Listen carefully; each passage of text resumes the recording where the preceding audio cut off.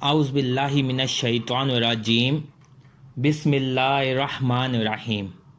سب ناظرین کو علم اسلام چینل میں خوش آمدید اور خلوص بھرا سلام۔ آج کا عنوان محمد رسول اللہ صلی اللہ علیہ وآلہ وسلم کا وطن۔ ہند اور پاکستان کے پڑوس میں مغرب کی جانب عراق سے ملا ہوا ایک ملک جزیرہ نمائے عرب ہے۔ یہی محمد رسول اللہ صلی اللہ علیہ وآلہ وسلم کا مقدس وطن ہے، بلکہ عرب کی بابت کہا جاتا ہے۔ طوفان نوح کے بعد جب دنیا تباہ اور برباد ہو گئی تو حضرت نوح علیہ السلام کے بیٹے سام بن نوح علیہ السلام نے دوبارہ اس ملک کو آباد کیا تھا۔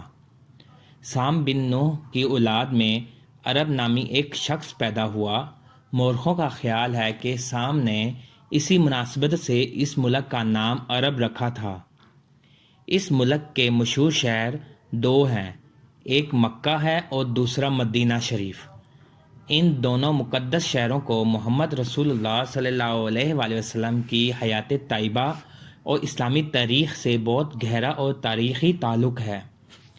مکہ کو تو یہ فخر حاصل ہے کہ وہاں آقائے دو جہاں پیدا ہوئے، اور مدینہ اس لیے باعظمت ہے کہ مکہ سے محبت کرنے کے بعد آپ نے وہاں پناہ لی اور وہیں سے دین اسلام ساری دنیا میں پھیلا۔ محمد رسول اللہ صلی اللہ علیہ وآلہ وسلم کی پیدائش سے قبل بھی مکہ کو زمانہ دراز سے بہت بڑی عظمت حاصل تھی۔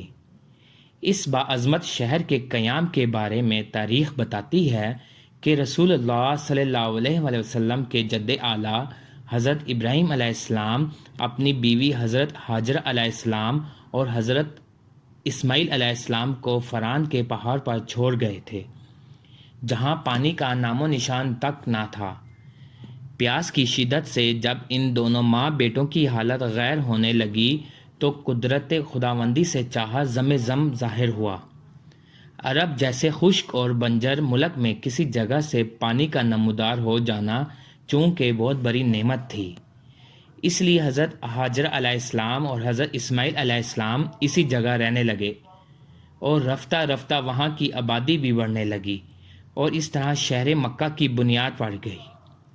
کچھ مدت کے بعد حکم خداوندی کے ماتحت اسی شہر مکہ میں حضرت ابراہیم علیہ السلام اور حضرت اسماعیل علیہ السلام نے مل کر خانہ کعبہ تعمیر کیا، جسے حضرت ابراہیم علیہ السلام اور حضرت اسماعیل علیہ السلام کے زمانے ہی میں بہت بڑی عبادت گاہ کا درجہ حاصل ہو گیا تھا، اور وہاں زیارت کے لیے دور دور سے بے شمار زائرین آنے لگے تھے۔ ویڈیو کو لائک اور چینل کو سبسکرائب کرنے کے لیے شکریہ۔ اللہ حافظ۔